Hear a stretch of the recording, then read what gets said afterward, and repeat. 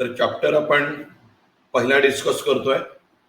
आज आपलं crash course 2021 याचा पहिला दिवस आहे आणि या पहिल्या दिवसामध्ये आपल्या सर्वांचं स्वागत. जे काही शेड्यूल 5/5/2021 ते 3/6/2021 हे जे काही शेड्यूल 30 दिवसांचं तयार केलेलं आहे हे केवळ लेक्चरचं शेड्यूल आहे आणि आजपासून ते रन होत आहे. मग त्याच्यामध्ये तुम्हाला टाइम टेबल दिलेलंच आहे. जे काही शेड्यूल आहे ते आज व्हॉट्सअप वरती सगळ्यांच्या त्या ठिकाणी येईल आणि त्या शेड्यूलनुसार फिजिक्स, केमिस्ट्री, बायोलॉजी आणि मॅथमॅटिक्स या पद्धतीची लेक्चर्स आपल्याला दिलेल्या टाइम टेबलनुसार त्या ठिकाणी होतील. तर आपल्याला प्रत्येकाला विनंती एकच आहे की केमिस्ट्रीसाठी जो काही कालावधी आहे तो 7 ते 10चा आहे. सकाळी 7 ते 10, सकाळी 7 ते 8 पर्यंत जो शेड्यूल मध्ये जो चॅप्टर आहे, तारखेनुसार शेड्यूलनुसार जो चॅप्टर आहे त्या चॅप्टरचं रिव्हिजन करा. तुम्ही अगोदर वाचा. आपल्याला ते सगळे चॅप्टर शिकवले गेलेले आहेत. आता शिकवायची गरज नाही. आता फक्त आपल्याला पॉलिशिंग करायचं आहे. तर या चॅप्टरचं रिव्हिजन आपण इथं घेणार आहे, शिकवणार नाही. परत एकदा मी क्लिअर करतोय, आपण रिव्हिजन डिस्कस करतोय. त्यामुळं 7 ते 8 या वेळेमध्ये तुम्ही तो चॅप्टर वाचून काढायचा आहे पूर्ण. मग तुमच्या नोट्स असतील, एनसीईआरटी बुक असेल किंवा अजून काय असेल त्यातून तो जो चॅप्टर आहे तो पूर्णपणे वाचायचा आहे. आणि 8 ते 9 या वेळेमध्ये आपल्या नीटसाठी जे काही गरजेचं आहे, जे या चॅप्टर मधले हायलाइटेड पॉइंट्स आहेत त्या पॉइंट्स आपण डिस्कशन या ठिकाणी करणार आहे. डिस्कशन याचा अर्थ परत एकदा रिव्हिजन आपण या ठिकाणी बघणार आहे. प्रत्येक जे पॉइंट आपण अभ्यासलेले आहेत ते रिवाइज करत जाणार आहे. आणि जर एखादा काही नवीन फॉर्म्युला, नवीन एखादा पॉइंट असेल की जो आपण अगोदर अभ्यासलेला नाहीये पण नीटला, जेईला त्या ठिकाणी विचारला जाऊ शकतो, अशा पॉइंट वरती सुद्धा या ठिकाणी थोडीफार चर्चा केली जाईल. तशा स्वरूपाचे काही फॉर्म्युले असतील ते फॉर्म्युले तुम्हाला त्या ठिकाणी दिले जातील. ऍडिशनल माहिती जी आहे ती थोडी आपण नोट करायची आहे. ओके, तर आपण स्टार्ट करतोय. आजचा पहिला चॅप्टर आहे सॉलिड स्टेट. तर या सॉलिड स्टेट मध्ये आपण अभ्यासलं की सॉलिड म्हणजे काय.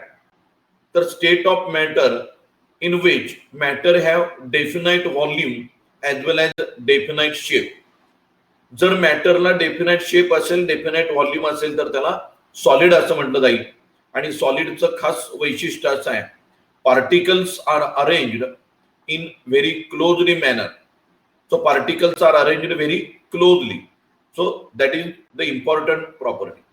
मग ज्या काही सगळ्या प्रॉपर्टी आहेत त्यांचा विचार जर करायचा झाला तर पहिली प्रॉपर्टी आपण बघितली आहे, that solid have definite mass, volume and shape. Solids are compressible and rigid. Solid हे नॉन कॉम्प्रेसिबल, इनकॉम्प्रेसिबल म्हणजेच नॉन कॉम्प्रेसिबल आणि रिजिड या स्वरूपाचे असणार आहेत. सॉलिडमध्ये जे इंटरमॉलिक्युलर फोर्सेस आहेत ते स्ट्रॉंग आहेत. आणि या सॉलिडमध्ये जे काही कॉन्स्टिट्युएंट पार्टिकल असतील, मग ते ऍटम असतील, आयॉन असतील किंवा मोलेक्युल असतील, they are at there fixed position and can ऑसोलेट about their mean position. म्हणजे ह्या झाल्या काही महत्वाच्या प्रॉपर्टी. त्याच्यानंतर क्लासिफिकेशन आपण बघितलंय. सॉलिडचं जे काही क्लासिफिकेशन आहे ते आपण मेनली 2 वर्गामध्ये केलं. एक पहिला जो वर्ग आहे त्याला आपण क्रिस्टलाइन सॉलिड म्हटलं आणि दुसरा जो आहे त्याला आपण अमॉर्फस सॉलिड असं म्हटलंय. तर क्रिस्टलाइन सॉलिड म्हणजे नेमकं काय. The solid in which that arrangement of constituent particle irregular orderly arrange. म्हणजे जर रेग्युलर ऑर्डरली अरेंजमेंट असेल कॉन्स्टिट्युएंट पार्टिकलची तर तो जो काही सॉलिड असेल त्याला आपण क्रिस्टलाइन सॉलिड म्हणतोय. मग त्याची एक्झाम्पल आपल्याला माहिती आहेत. काही मेटल कॉपर असेल, डायमंड आहे, ग्राफाईट आहे, बरोबर आहे, सॉल्ट आहे, सोडियम क्लोराईड कॉमन सॉल्ट आहे, पोटॅशियम क्लोराईड आहे. तर हे जे काही पदार्थ आहेत, so these substances are crystalline solid. त्याच्यानंतर दुसरा जो प्रकार आहे तो अमॉर्फस सॉलिड. अमॉर्फस सॉलिड म्हणजे क्रिस्टलाइनच्या opposite. Arrangement of the constituent particle is an irregular arrangement. Irregular arrangement असेल, ऑर्डरली अरेंजमेंट नसेल, तर तो जो काही पदार्थ असणार आहे तो अमॉर्फस सॉलिड या प्रकारामध्ये येणार आहे. मग याची उदाहरण आपण त्या ठिकाणी बघितलेले आहेत. ग्लास आहे, प्लास्टिक आहे, रबर आहे. So these are the examples of the amorphous solid. आपल्याला आकृतीमध्ये दोन्ही अमॉर्फस आणि क्रिस्टलाइन सॉलिड या दोघांच्या बाबतीमध्ये डायग्रामॅटिक रिप्रेझेंटेशन केलंय. क्रिस्टलाइन सॉलिड मध्ये आपल्याला दिसतंय जी काही कॉन्स्टिट्युएंट पार्टिकलची जी अरेंजमेंट आहे ती रेग्युलर आहे, एकसारख्या पद्धतीने आहे, बरोबर आहे, रिपीटेड ओव्हर अँड ओव्हर या पद्धतीने आहे. मात्र अमॉर्फस सॉलिड मध्ये आपल्याला हायेस्ट इरेग्युलरिटी त्या ठिकाणी दिसते. Constituent particles are irregularly arranged. तर हा दोन्ही मधला महत्वाचा फरक या ठिकाणी आपण बघितला. याच्याशिवाय क्रिस्टलाइन सॉलिड आणि अमॉर्फस सॉलिड यांच्या काही प्रॉपर्टींचा आपण अभ्यास केलाय. मग पहिल्यांदा आपण प्रॉपर्टीज ऑफ क्रिस्टलाइन सॉलिड बघू. मग त्याच्यामध्ये जर क्रिस्टलाइन सॉलिड असेल तर आता आपण वर सांगितल्या पद्धतीनं त्याच्या कॉन्स्टिट्युएंट पार्टिकलची अरेंजमेंट रेग्युलर असणार आहे आणि या रेग्युलर अरेंजमेंटमुळे त्या क्रिस्टलाइन सॉलिडला एक विशिष्ट असा जॉमेट्रिकल शेप असणार आहे. So this crystalline solid have definite geometrical shape. तर हे एक महत्वाचं कॅरेक्टरिस्टिक आहे. Crystalline solid have definite or the characteristic geometrical shape. शिवाय दुसरा मुद्दा आपण सांगता येईल long range of the order. म्हणजे जी काही ऑर्डर्ड अरेंजमेंट आहे, लक्षात घ्या, ऑर्डर्ड अरेंजमेंट आहे त्याची जी रेंज आहे ती लॉंग रेंज असणार आहे. कुठंतरी न कळत एखाद्या ठिकाणी डिसऑर्डर झालेली असणार आहे, इरेग्युलरिटी असणार आहे, त्याला आपण पुढे जाऊन डिफेक्ट असं म्हणणार आहे. पण जास्तीत जास्त तुम्हाला त्या ठिकाणी ऑर्डर्ड अरेंजमेंट दिसेल म्हणून याला म्हटलं जातं लॉंग रेंज ऑर्डर. लक्षात आलं, they have long range ordered arrangement. त्याच्यानंतर तिसरा महत्वाचा आपल्याला त्या ठिकाणी ऑब्झर्वेशन येतं, crystalline solid have sharp melting point. त्यांचा जो काही मेल्टिंग पॉइंट आहे तो शार्प आहे. लक्षात घ्या, sharp melting point that is one of the characteristic property of the crystalline solid. त्याच्यानंतर चौथी जी प्रॉपर्टी आहे आणि महत्वाची की ज्याच्यावरती तुम्हाला नीटला जेईला प्रश्न विचारले जात आहेत ती प्रॉपर्टी कोणती, तर anisotropic. So crystalline solid are anisotropic. Anisotropic means what? Anisotropic nature किंवा एनिसोट्रॉपी याचा अर्थ काय, तर physical property show different value when measured along different direction in the same crystal. त्याच क्रिस्टलमध्ये आपण ज्या काही दिशा आहेत त्या दिशा जर बदलल्या तर ज्या काही फिजिकल प्रॉपर्टी आपल्याला मिळणार आहेत त्यांच्या वेगवेगळ्या व्हॅल्यू मिळत आहेत. मग त्याच्यामध्ये रिफ्रॅक्टिव्ह इंडेक्स असेल, डायइलेक्ट्रिक कॉन्स्टंट असेल, लक्षात इलेक्ट्रिकल कंडक्टन्स असेल, यांच्या ज्या काही व्हॅल्यू आहेत त्या आपल्याला वेगवेगळ्या डायरेक्शनला वेगवेगळ्या मिळत आहेत. त्यामुळं या प्रॉपर्टीला एनिसोट्रॉपी असं म्हटलं जातं. And crystalline solid are anisotropic in nature. So anisotropy means what? The physical properties, that is dielectric constant, electrical conductance and refractive index shows different value with measured along different direction in the same crystal. त्याच्यानंतर आपण पुढचा एक महत्वाचा मुद्दा आपल्याला सांगता येईल, crystalline solid have definite and characteristic heat of fusion. जी काही हीट ऑफ फ्युजन, आपण हीट ऑफ फ्युजन थर्मोडायनेमिक मध्ये अभ्यास केला आहे. मग त्या हीट ऑफ फ्युजनची जी काही व्हॅल्यू आहे ती डेफिनाइट आहे and that is the characteristic one. आणि सगळ्यात महत्वाची बाजू, these crystalline solid are true solid. हे क्रिस्टलाइन सॉलिडला आपण ट्रू सॉलिड असं म्हटलंय. ट्रू सॉलिड का म्हटलंय त्याचं रिझन आपण बघितलंय की सॉलिड म्हणून जी आपली अपेक्षा आहे त्या सगळ्या अपेक्षा पूर्ण करणारा हा सॉलिड आहे म्हणून याला आपण ट्रू सॉलिड, खरा सॉलिड असं म्हणणार आहे. Okay, so that's all about properties of the crystalline solid. मग याच्यामध्ये आता जस्ट आपण सांगितलं त्या पद्धतीनं जी ॲनिसोट्रॉपिक नेचर आहे, त्या ॲनिसोट्रॉपिक नेचरमध्ये आपल्याला काही डायरेक्शन या ठिकाणी दिलेले आहेत. मग याच्यामध्ये AB ही एक डायरेक्शन घेतलेली आहे या पद्धतीनं, आणि CD ही एक डायरेक्शन या ठिकाणी घेतली. AB डायरेक्शन मध्ये असणारे जे पार्टिकल्स आहेत आणि CD डायरेक्शन मध्ये येणारे जे पार्टिकल आहेत ते त्या रो मध्ये किंवा त्या डायरेक्शन मध्ये ते पार्टिकल आहेत ते वेगवेगळे येत आहेत. त्यामुळं ज्या काही फिजिकल प्रॉपर्टीच्या व्हॅल्यू आपल्याला मिळतील त्या वेगवेगळ्या मिळणार आहेत. म्हणजे CD डायरेक्शन मध्ये मिळणारी रिफ्रॅक्टिव्ह इंडेक्सची, डायइलेक्ट्रिक कॉन्स्टंटची आणि इलेक्ट्रिकल कंडक्टन्सची value that is the different to that of in the direction AB. तर या पद्धतीने या प्रॉपर्टीला आपण ॲनिसोट्रॉपिक नेचर असं म्हटलंय. त्याच्यानंतर आपण एक त्या ठिकाणी महत्वाचा मुद्दा बघितला, क्रिस्टलाइन सॉलिड आर पॉलिमॉर्फिक किंवा त्याला पॉलिमॉर्फस असं म्हटलं. पॉलिमॉर्फिक किंवा पॉलिमॉर्फ, मॉर्फ या शब्दाचा अर्थ आहे स्ट्रक्चर आणि पॉली याचा अर्थ मिनिंग. त्यालाच आपण ॲलोट्रॉपी असंही त्या ठिकाणी म्हणू शकतो. पॉलिमॉर्फिक किंवा पॉलिमॉर्फ दॅट मीन्स ॲलोट्रॉप. तर आपल्याला दिसून येईल हे क्रिस्टलाइन सॉलिड आहेत की ज्यांचं ॲटॉमिक रेशो सारखा असणार आहे. They have same atomic ratio but different crystal structure. त्यांचं क्रिस्टल स्ट्रक्चर वेगवेगळं असणार आहे. तर डिफरंट क्रिस्टलाइन फॉर्म जर आपल्याला एकाच पदार्थाची मिळत असतील तर त्याला पॉलिमॉर्फिक किंवा पॉलिमॉर्फ किंवा ॲलोट्रॉप असं म्हटलं जातं. मग त्याच्यामध्ये आपल्याला एक्झाम्पल देता येईल, ग्राफाईट आहे, डायमंड आहे, दे आर ॲलोट्रॉपिक इन नेचर. तर याच्यामध्ये जे काही पदार्थ असणार आहे तो पदार्थ एकसारखाच असणार आहे पण त्याचं क्रिस्टल स्ट्रक्चर आहे ते मात्र वेगवेगळं असेल तर त्याला पॉलिमॉर्फ्स असं आपण त्या ठिकाणी म्हणतोय. त्याच्यानंतर पुढचा जो आहे amorphous solid, characteristic properties of the amorphous solid. Amorphous सॉलिडच्या बाबतीमध्ये आपल्याला सांगता येईल it has no definite geometrical shape. याला कुठल्याही प्रकारचा डेफिनाइट जॉमेट्रिकल शेप नाही आहे. आणि जॉमेट्रिकल शेप का नाही तर त्याचं रिझन आपल्याला माहिती आहे, because of irregular arrangement of the constituent particle it has irregular shape. त्याचा जो शेप आहे तो इरेग्युलर आहे. शिवाय these are referred as short range order. Short range order का म्हटलं गेलेलं आहे तर त्यांच्यामध्ये रेग्युलर अरेंजमेंटच नाही, ऑर्डर्ड अरेंजमेंटच नाही.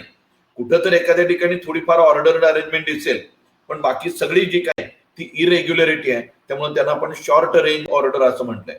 So these amorphous solid are gradually soften over the range of temperature. म्हणजे या ॲमॉर्फस सॉलिडला जर तुम्ही उष्णता दिली तर ते मऊ बनतायत. They get soften on heating. म्हणजे तापमानानंतर ते काही हार्ड आहेत त्यांचं रूपांतर सॉफ्ट मध्ये होऊ शकतं. त्याच्यानंतर पुढची प्रॉपर्टी की ज्याला आयसोट्रोपिक नेचर असं म्हटलं जातं, that is opposite to that of the anisotropy. Anisotropic नेचरच्या विरुद्ध नेचर आयसोट्रॉपिक की जे आपल्याला ॲमॉर्फस मध्ये दिसून येतं, that their physical properties are same in all direction. कुठल्याही दिशेतून तुम्ही जर त्यांच्या फिजिकल प्रॉपर्टीच्या व्हॅल्यू आपण मोजल्या तर त्या व्हॅल्यू एक सारख्या मिळत आहेत आणि या प्रॉपर्टीला म्हणलं जातं आयसोट्रॉपिक इन नेचर. त्याच्यानंतर these amorphous solid do not have definite heat of fusion. हे जे काय ॲमॉर्फस सॉलिड आहे त्यांची हीट ऑफ फ्युजन डेफिनाइट नाही आहे. इट मे चेंजेस और इट इज व्हॅरिएबल. ही बदलते किंवा व्हॅरिएबल आहे, ती डेफिनाइट अशा स्वरूपाची नाही. त्याच्यानंतर पुढची प्रॉपर्टी किंवा जे महत्वाची प्रॉपर्टी, जसं आपण क्रिस्टलाइन सॉलिडला ट्रू सॉलिड म्हटलंय तसं ॲमॉर्फस सॉलिडला सुडो सॉलिड्स असं म्हटलं जातं किंवा त्यांनाच सुपर कूल्ड लिक्विड असं म्हणणार आहे. आता सुडो सॉलिड का म्हणणार आहे तर सॉलिड म्हणून जी आपण अपेक्षा या पदार्थांकडून करतोय त्यापैकी काहीच या ठिकाणी त्या पद्धतीचं ऑब्झर्वेशन येत नाही. महत्वाचं इरेग्युलर अरेंजमेंट आणि त्यामुळे त्यांना आपण सुडो सॉलिड म्हणतोय. शिवाय हे जे काही सॉलिड आहे त्यांचं बिहेवियर काही अंशी लिक्विड प्रमाण आपल्याला दिसतोय. म्हणजे असताना तो सॉलिड जरी असला तरी त्याचं बिहेवियर मात्र लिक्विड प्रमाण आहे. त्यामुळे त्यांना आपण सुडो सॉलिड किंवा सुपर कूल्ड लिक्विड असं त्या ठिकाणी म्हणतोय.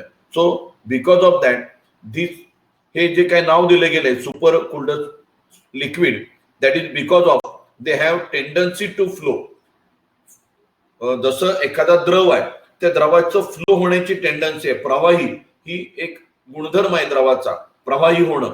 तसं हे जे सॉलिड आहेत they also have tendency to flow, आणि त्यामुळं हे जे काही सॉलिड आहे त्यांना आपण सुडो सॉलिड असं म्हटलं जात आहे. मग त्याच्यामध्ये आपण एक्झाम्पल बेस्ट देता येईल ग्लास. मग त्या आपण रेग्युलरला सांगितलं होतं, जे काही खिडक्यांची जी तावदान आहेत त्यांना जी बसवलेल्या ज्या काचा आहेत त्या बसवत असताना अगदी रेग्युलर युनिफॉर्म असतात, पण काही वर्षानंतर 10-12 वर्षानंतर आपल्याला दिसून येतं त्या काचेचा जो खालचा भाग आहे तो ब्लंट बनलाय, मोठा बनलाय, आणि वरचा भाग आहे तो कमी आहे. म्हणजे काचेचा वरचा भाग अगदी निमुळता बनलाय आणि जो काही बॉटमचा भाग आहे तो ब्लंट बनलाय, जाड बनलाय. याच्या पाठीमागचं कारण काय, तर हे जे काही ग्लास आहे ते सुपर कोल्ड लिक्विड आहे and it has the tendency to flow and हे गेट फ्लो व्हेरी स्लोली. म्हणजे ह्या फ्लो होण्यासाठी कित्येक वर्ष त्या ठिकाणी लागतात, पण एक आहे लिक्विड प्रमाणे हे प्रॉपर्टी दाखवत आहेत, म्हणून आपण सुडो सॉलिड किंवा सुपर कुल्ड लिक्विड असं आपण त्या ठिकाणी म्हणतोय. त्याच्यानंतर आपण बघितलं types of crystalline solid. Crystalline सॉलिडचे आपण त्या ठिकाणी काही टाईप बघितले. मग त्याच्यामध्ये हे जे काही प्रकार आपण त्या ठिकाणी क्रिस्टलाइन सॉलिडचे पाडलेले आहेत that depends upon constituent particle and nature of interacting forces.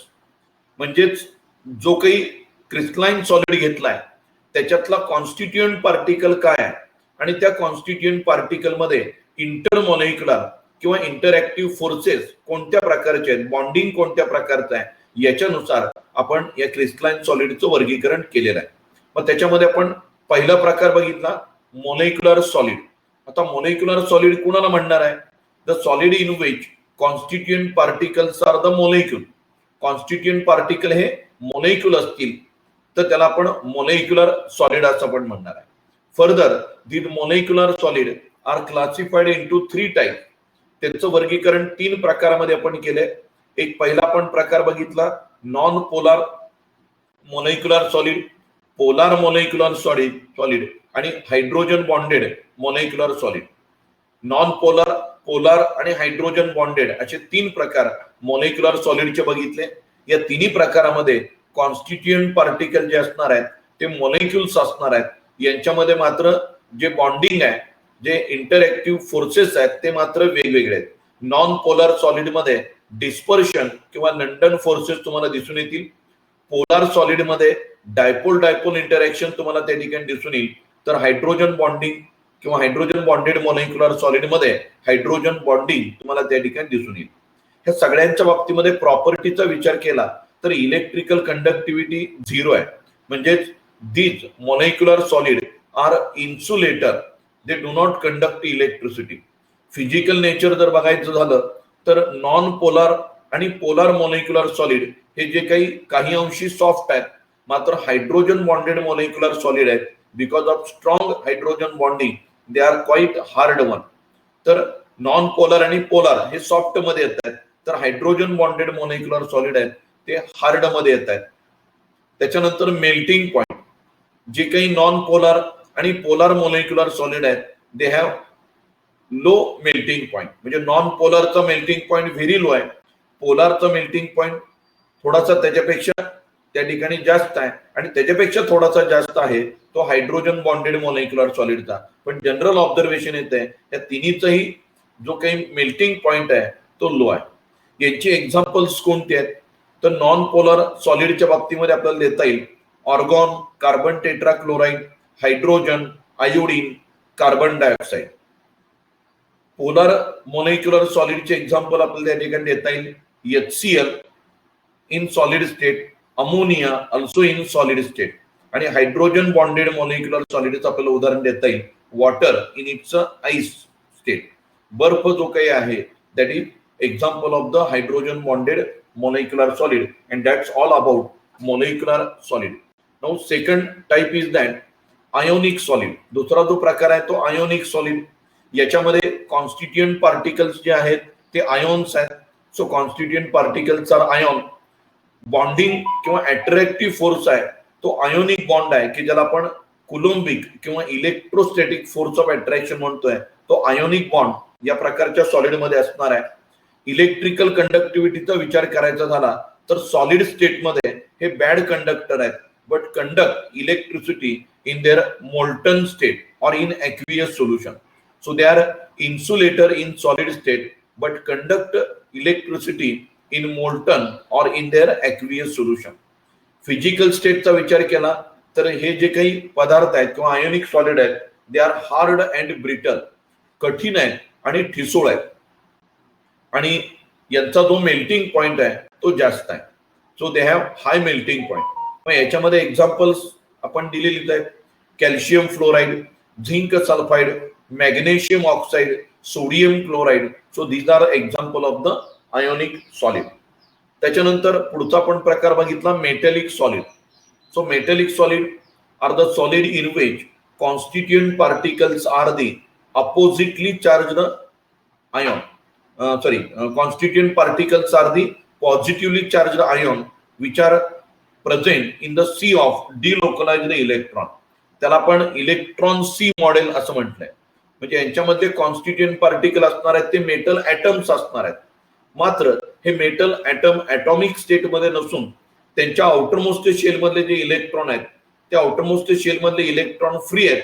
त्यामुळे त्या मेटल ऍटमचं रूपांतर मेटल आयॉन मध्ये होतं की ज्याला आपण कर्नेल्स असं म्हटलंय. So in metallic solid constituent particles are the positively charged metal ion in a sea of delocalised electron. यांच्यामधला जो अट्रॅक्टिव्ह फोर्स आहे त्याला म्हटलं जातं metallic bonding. So attractive force किंवा यांच्यामध्ये असणारं जे बॉन्डिंग आहे ते मेटॅलिक बॉन्डिंग आहे. इलेक्ट्रिकल कंडक्टिव्हिटीचा विचार केला तर दे आर गुड कंडक्टर. हे good conductor in solid as well as in molten state. तुम्ही हे जे काही मेटॅलिक सॉलिड आहे ते सॉलिड स्टेटमध्ये घ्या किंवा मोल्टन स्टेटमध्ये घ्या. These are good conductor because of presence of the free or mobile electron. त्यांचं जे काही फिजिकल नेचर आहे they are good conductor of heat and electricity. Heat and electricity good conductor आहेत. आणि महत्वाची प्रॉपर्टी आपण त्या ठिकाणी बघितली आहे they are hard but malleable and ductile. Malleable means they can be drawn into sheet and ductile means they can be drawn into thin wire. यांचं रूपांतर पातळ पत्र्यामध्ये करू शकतो किंवा यांचं रूपांतर आपण वायर मध्येही करू शकतो. So malleable as well as ductile. Melting point they have fairly high melting point. हे जे काही मेटॅलिक सॉलिड आहे त्यांचा मेल्टिंग पॉइंट जास्त आहे because of the strong metallic bonding. आणि यांचे एक्झाम्पल आपल्याला देता येईल iron, copper, silver and magnesium. So these are the examples of the metallic solid. Next is that and the last covalent or network solid. आता हे जे काही covalent किंवा नेटवर्क सॉलिड आहेत त्यांचा जो कॉन्स्टिट्युएंट पार्टिकल आहे तो ऍटम आहे. यांच्यामधलं जे बॉन्डिंग आहे ते कोव्हॅलंट बॉन्डिंग आहे. आणि याची best and well non example आपण बघितलेले आहेत डायमंड किंवा ग्राफाईट. मग यांना नेटवर्क सॉलिड का म्हटलं गेलेलं आहे तर याच्यामध्ये आपल्याला जे काही पदार्थ आहेत त्याच्यामध्ये ऍटमचं जाळं विणल्याप्रमाणे आपल्याला दिसून येईल. So because of presence of covalent bond that is giant network like structure. Giant network सारखं स्ट्रक्चर 3 डायमेन्शनल स्ट्रक्चर दिसतंय. एक्झाम्पल आपल्या समोर आहे डायमंड आणि ग्राफाईट. डायमंड मध्ये कार्बन कार्बनची बॉन्ड लेंथ आहे ती 154 आहे. प्रत्येक कार्बन हा sp3 हायब्रिडाइज्ड आहे. लक्षात आलंय. प्रत्येक कार्बन हा sp3 हायब्रिडाइज्ड आहे. कार्बन कार्बन बॉन्ड लेंथ आहे ती 154 पिकोमीटर आहे. आणि diamond that is the hardest substance असं आपण त्याला म्हटलंय. लक्षात आलंय विच इज हार्डेस्ट वन. त्याच्यानंतर जो काही ग्राफाईट आहे त्या ग्राफाईटच्या बाबतीमध्ये लेअर लाईक स्ट्रक्चर तुम्हाला त्या ठिकाणी दिसून येईल. हेक्झागोनल कार्बनच्या ज्या काही रिंग आहेत त्या hexagonal ring they are placed one over another. एकावर एक ठेवल्याप्रमाणे आपल्याला त्या ठिकाणी दिसत आहेत. पण त्याच्यामध्ये जे काही प्रत्येक कार्बन आहे तो sp2 हायब्रिडाइज्ड आहे. लक्षात घ्या प्रत्येक कार्बन आहे तो sp2 हायब्रिडाइज्ड आहे. आणि लेअर मधल्या कार्बन कार्बनची बॉन्ड लेंथ आहे 141.5 picometre. Carbon carbon bond length असेल 141.5 मीटर. आणि 2 लेअर मध्ये व्हॅन्डरवॉल फोर्सेस ऑफ अट्रॅक्शन आहेत. So in between 2 layer there is van der Waals forces of attraction and the distance between 2 layer is 340 picometer. तर दोन्हीची structure तुम्हाला त्या ठिकाणी दिलेली आहेत. तर एक पहिला आहे ते डायमंड आहे, दुसरा आहे ते ग्राफाइट आहे, and both are the allotrope of the carbon. दोन्ही कार्बनचे ॲलोट्रॉप आहेत. They are network solid. याच्यामध्ये अजून काही तुम्हाला एक्झाम्पल देता येतील. Silicon is also belonging to the covalent or network solid. Next one is that. त्याच्यानंतर आपण बघितलं, हे क्लासिफिकेशन बघितल्यानंतर जो काही क्रिस्टल लॅटाईस आहे त्याच्याबद्दल माहिती घेतली. मग क्रिस्टल लॅटाईस कोणाला म्हटलं जातं? Regular ordered arrangement of the constituent particle in 3 dimension is called as crystal lattice. जर क्रिस्टल लॅटाईस कोणाला म्हणणार आहे? जर कॉन्स्टिट्युएंट पार्टिकलचे अरेंजमेंट रेग्युलर 3 डायमेन्शनल अरेंजमेंट असेल तर त्याला क्रिस्टल लॅटाईस असं म्हणणार आहे. आता या क्रिस्टल लॅटाईस मध्ये आपण काही टर्म्स बघितल्या की ज्यांना लॅटाईस पॉइंट किंवा लॅटाईस साइट असं म्हटलं जातं. What is lattice point and lattice site? That is nothing but the fixed position on which constituent particles are the present are called as a lattice point.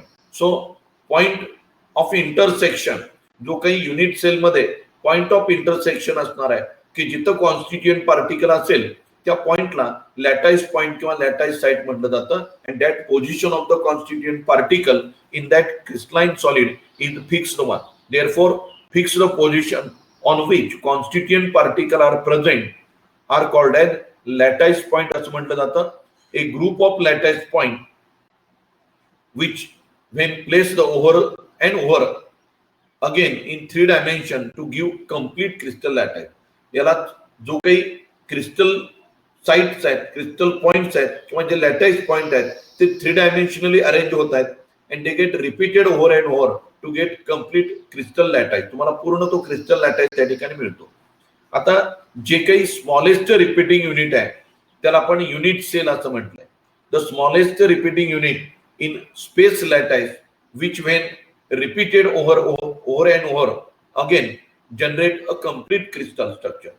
So smallest repeating unit in the crystal lattice or space lattice it is known as unit cell. त्याला आपण unit sale असं म्हणतोय. आणि त्याच्यानंतर ही जी काही unit cell आहे त्याचे काही पॅरामीटर आपण त्या ठिकाणी अभ्यासलेले आहेत. तर unit cell are of different shape. हे जे काही युनिट सेल आहेत ते वेगवेगळ्या आकाराचे. मग हे जे काही आकार आहेत ते आकार कोणावरती अवलंबून आहेत? That depends upon dimension of the unit cell along the 3 edges. Again second one that inclination of the edges to each other, that is angle between the edges. म्हणजे लेंथ ऑफ द एजेस आणि angle between the edges which decide the shape of that unit cell. मग त्याच्यामध्ये आपण बघितलं जी काही edges आहेत, लांबी, रुंदी आणि उंची, त्यांना आपण ABC असं त्या ठिकाणी नावं देतोय. आणि जे अँगल आहेत त्या अँगलना आपण अल्फा, बीटा आणि गॅमा अशी नावं दिलेली आहेत. जो अल्फा अँगल आहे तो एजेस B आणि C मध्ये असणार आहे. बीटा अँगल असणार आहे तो एजेस A आणि C मध्ये असणार आहे. आणि गॅमा अँगल असणार आहे तो अँगल एजेस A आणि B मध्ये असणार आहे. सो B आणि C मधला अल्फा, A आणि C मधला बीटा आणि A आणि B मधला गॅमा आपल्याला आकृतीमध्ये त्या ठिकाणी दाखवलेलंच आहे. अल्फा, बीटा आणि गॅमा हे जे काही अँगल आहेत ते अँगल आणि ज्या 3 एजेस आहेत ABC. तर या पद्धतीनं हे जे काही युनिट सेल आहे त्या युनिट सेलचा जो काही शेप असणार आहे that shape depends upon this three parameter. That is first one is that length of the edge and second is that angle between the edges. लक्षात आलं? जे काही लेंथ आहेत, एजेस आहेत त्या ABC न आपण डिनोट केलेले आहेत आणि अँगल आहेत ते अल्फा, बीटा आणि गॅमा याने डिनोट केलेले आहेत. एजेस B आणि C मधला अँगल आहे तो अल्फा, एजेस A आणि C मधला अँगल आहे तो बीटा आणि एजेस A आणि B मधला अँगल आहे तो गॅमा. या पद्धतीनं अल्फा, बीटा, गॅमा हे 3 अँगल आणि ज्या काही एजेस आहेत A, B आणि C that decide the shape of unit cell. आता हा जो काही युनिट सेल आहे त्याचे जे काही शेप आहेत ते मुख्य आपण त्या ठिकाणी 7 प्रकार त्या ठिकाणी सांगितलेले आहेत. Cubic, tetragonal, orthorhombic, monoclinic, hexagonal, rhombohedral आणि शेवटचा ट्रायक्लिनिक. तर या पद्धतीनं एकूण 7 शेप आपण त्या ठिकाणी सांगितलेले आहेत. क्युबिक शेप कधी म्हणणार आहे? जर A = B = C असेल, लांबी, रुंदी आणि उंची एक सारखं असेल आणि अल्फा बीटा गॅमा हे तिन्ही अँगल 90 डिग्रीचे असतील. So alpha equal to beta equal to gamma equal to 90 degree. Tetragonal हा जो काही शेप आहे तो टेट्रागोनल शेप कधी असेल? If A equal to B but B is not equal to C. म्हणजे ए आणि बी या दोन बाजू सारख्या असणार आहेत, तिसरी बाजू मात्र वेगळी असणार आहे आणि तिन्ही अँगल अल्फा बीटा आणि गॅमा हे 90 डिग्रीचे असणार आहेत. So alpha equal to beta equal to gamma equal to 90 degree. त्याच्यानंतर पुढचा जो शेप आपण बघितला तो ऑर्थोरोम्बिक. ऑर्थोरोम्बिक मध्ये alpha equal to beta equal to gamma equal to 90 degree. तिन्ही अँगल सारखे आहेत मात्र तिन्ही बाजू वेगवेगळ्या आहेत. A is not equal to B and B is not equal to C. लांबी, रुंदी आणि उंची हे तिन्ही वेगवेगळ्या आहेत मात्र अल्फा बीटा गॅमा हे तिन्ही अँगल 90 डिग्रीचीच आहेत. मोनोक्लिनिक म्हणजे आपण बघितलं A is not equal to B not equal to C. इथं लांबी, रुंदी आणि उंची हे तिन्ही वेगवेगळ्या आहेत. अल्फा आणि गॅमा हे दोन अँगल सारखे असणार आहेत, पैकी एक अँगल जो बीटा आहे तो वेगळा असणार आहे. Alpha equal to gamma equal to 90 degree but beta angle is not equal to 90 degree. एक अँगल वेगळा असणार आहे. अल्फा आणि गॅमा हे अँगल 90 डिग्रीचे आहे आणि बीटा हा जो अँगल आहे तो नॉट इक्वल टू 90 डिग्री, म्हणून त्याला म्हणलंय मोनोक्लिनिक. लक्षात आलंय, मोनोक्लिनिक. त्याच्यानंतर आपण शेप बघितला हेक्सागोनल. हेक्सागोनल मध्ये काय तर A equal to B but not equal to C. लांबी आणि रुंदी सारखी असणार आहे मात्र उंची वेगळी असणार आहे. A is equal to B but not equal to C. आणि याच्यामध्ये अल्फा आणि बीटा हे जे अँगल आहेत ते सारखे असणार आहेत. Alpha equal to beta equal to 90 degree but gamma equal to 120 degree. Gamma हा अँगल 120 डिग्रीचा असणार आहे. त्याच्यानंतर रोम्बोहेड्रल किंवा त्याला ट्रायगोनल असंही म्हटलं जातं. मग त्याच्यामध्ये A equal to B equal to C. लांबी, रुंदी आणि उंची हे तिन्ही सारखं असणार आहे. अल्फा आणि बीटा, आता याच्यामध्ये अल्फा, बीटा आणि gamma, alpha equal to beta equal to gamma and that all are not equal to 90 degree. हे तिन्ही अँगल सारखे आहेत. Alpha equal to beta equal to gamma but these are not equal to 90 degree. हे other than 90 degree असणार आहेत. आणि शेवटचा प्रकार आपण त्या ठिकाणी बघितलाय ट्रायक्लिनिक. ट्रायक्लिनिक याचा अर्थ लांबी, रुंदी आणि उंची हे तिन्ही भिन्न आहेत आणि अल्फा, बीटा आणि गॅमा हे तिन्ही अँगल भिन्न आहेत. So alpha not equal to beta not equal to gamma not equal to 90 degree and A is not equal to B not equal to C. That's all about 7 crystal system. आपण या 7 crystal सिस्टीमचं परत 14 ब्रॅव्हियस lattice बघितलेले आहेत. मग या ज्या काही 14 ब्रॅव्हियस lattice आहेत त्याचे वेगवेगळे प्रकार आपण त्या ठिकाणी बघितलेले आहेत. मग त्याच्यामध्ये प्रिमिटिव्ह आणि सेंटर्ड असे दोन प्रकार आपण मेनली बघितले. प्रिमिटिव्ह किंवा त्याला सिंपल युनिट सेल असं म्हटलं जातं आणि सेंटर्ड युनिट सेल असे दोन प्रकार आहेत. आता प्रिमिटिव्ह म्हणजे काय तर प्रिमिटिव्ह याचा अर्थ constituent particles only at it's corner. म्हणजे कॉन्स्टिट्युएंट जे पार्टिकल आहेत ते फक्त ते युनिट सेलच्या कॉर्नरला असतील तर त्यालाच आपण प्रिमिटिव्ह किंवा सिंपल युनिट सेल म्हणणार आहे. आणि सेंटर्ड युनिट सेल काय कशाला म्हणणार आहे तर एक किंवा अनेक जर constituent particle along with edges they are present at the center. So one or more constituent particle are present at the position in addition to these present at the corner.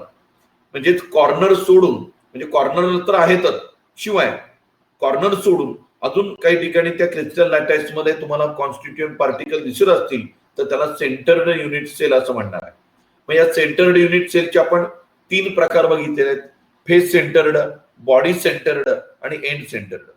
Face centred कधी म्हणणार आहे जर तो constituent particle कॉर्नरला तर आहेतच शिवाय प्रत्येक फेसच्या सेंटरला असेल तर त्याला फेस सेंटर्ड युनिट सेल म्हणणार आहे. So one constituent particle present at the centre of each face in addition to दोन present at the corner.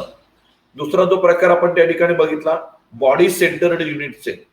Body centred unit cell काय असेल constituent particle is present at this body center in addition to those present at the corner. म्हणजे कॉर्नरला तर constituent particle आहेत, in addition to that one constituent particle present at the body centre of that unit cell. आणि तिसरा प्रकार एक आपण बघितला end centred unit cell. So one constituent particle present at the centre of any two opposite faces. कुठल्याही दोन opposite फेसेसच्या सेंटरला जर कॉन्स्टिट्युएंट पार्टिकल असेल in addition to those present at the corner.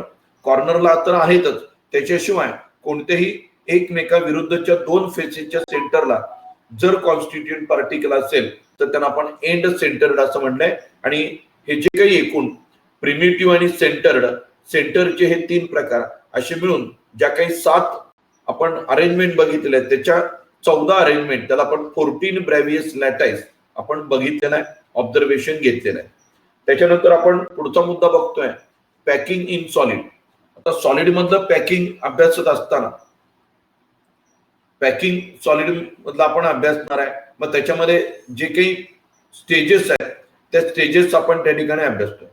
त्याच्या थोडंसं अगोदर जस्ट आता आपण सांगितलं ज्या काही युनिट सेल आहेत त्या युनिट सेलचे प्रकार आपल्याला सांगायचे आहेत. तर primitive unit cell has 1 atom, म्हणजे अणूंची संख्या. प्रिमिटिव्ह सेलमध्ये अणूंची संख्या 1 असणार आहे. फेस सेंटर्ड युनिट सेलमध्ये अणूंची संख्या 3 असणार आहे. तर बॉडी सेंटर्ड युनिट सेलमध्ये अणूंची संख्या 2 असणार आहे. तर ही संख्या कशी आली तर थोडस आपल्याला याच्याविषयीचं कॅल्क्युलेशन तुम्ही शिकलाय. 8 × 1/8. हॅलो, एफसीसी मध्ये 4 असतात ना आयटम. एफसीसी मध्ये 4 आपण फेस सेंटरचा विचार, फेसचा सेंटर फक्त आपण त्या ठिकाणी घेणार आहे. बॉडी सेंटर्ड, फेस सेंटर आणि या ठिकाणी प्रिमिटिव्ह. आता एफसीसी मध्ये काय येणार आहे 8 × 1/8 प्लस काय येणार आहे जे काही 6 फेसेस आहेत 1/2 × 6 म्हणजे 3 + 1 4 येणार आहे.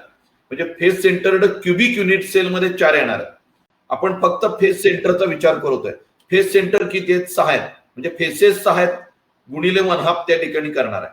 लक्षात आलं. तर प्रिमिटिव्ह कसं काढणार आपण, तर प्रिमिटिव्ह काढत असताना 8 × 1/8, फेस सेंटर्ड काढत असताना 6 × 1/2 आणि बॉडी सेंटर्ड काढत असताना 8. आता बॉडी सेंटर मध्ये एकच असणार आहे त्याचा विचार केला तर, आणि या ठिकाणी 8 कॉर्नरचे 8 म्हणजे 8 × 1/8 + 1 अशा पद्धतीने तुम्हाला तिथं 2 मिळणार आहे. ठीक आहे. फेस सेंटर मध्ये तुम्ही 4 त्या ठिकाणी लिहा, 4 करा. फेस सेंटर मध्ये 4 करा. 3 इथं फक्त फेसचे विचारात घेतलेले आहेत त्यामुळे इथं बदल करा. फेस सेंटर्ड युनिट सेल मध्ये 4 करा. कोऑर्डिनेशन नंबर जो आहे तो कोऑर्डिनेशन नंबर म्हणजे काय, तर कोऑर्डिनेशन नंबर याचा अर्थ आपण त्या ठिकाणी सांगितला की जर एखादा ऍटम आपण घेतला असेल तर त्याला नियरेस्ट नेबरिंग पार्टिकल किती आहेत त्यांची संख्या म्हणजे कोऑर्डिनेशन नंबर. तर या 2 टर्म महत्वाचे आहेत, कोऑर्डिनेशन नंबर आणि number of atoms in the unit cell. तर प्रिमिटिव्ह किंवा सिंपल क्युबिक युनिट सेल मध्ये 1 असणार आहे, face centred cubic unit cell मध्ये 4 असणार आहेत आणि body centred cubic unit cell मध्ये 2 असणार आहेत. तर या पद्धतीनं नंबर ऑफ आयटम्स बघितले, कोऑर्डिनेशन नंबर म्हणजे काय बघितलोय. आणि आता आपल्याला जे बघायचं आहे ते that is packing in solid. आता पॅकिंग हे जे सॉलिड आहे ते आपण डिस्कस करत असताना पहिला मुद्दा आपण बघितला क्लोज पॅकिंग इन 1 डायमेन्शन. आता क्लोज पॅकिंग इन 1 डायमेन्शन याचा अर्थ काय, with constituent particles are arranged in 1 row, एका ओळीमध्ये अरेंज आहेत. So this particle, every particle is in touch with 2 neighbouring particle. प्रत्येक पार्टिकलचे शेजारी 2 पार्टिकल आहेत. So each sphere is in contact with 2 its a neighbour and because of that coordination number is that 2. Coordination number 2 इतका आहे. त्याच्यानंतर दुसरा मुद्दा आपण त्या ठिकाणी बघितला क्लोज पॅकिंग इन 2 डायमेन्शन. जे काही क्लोज पॅकिंग आहे 2 dimensional arrangement.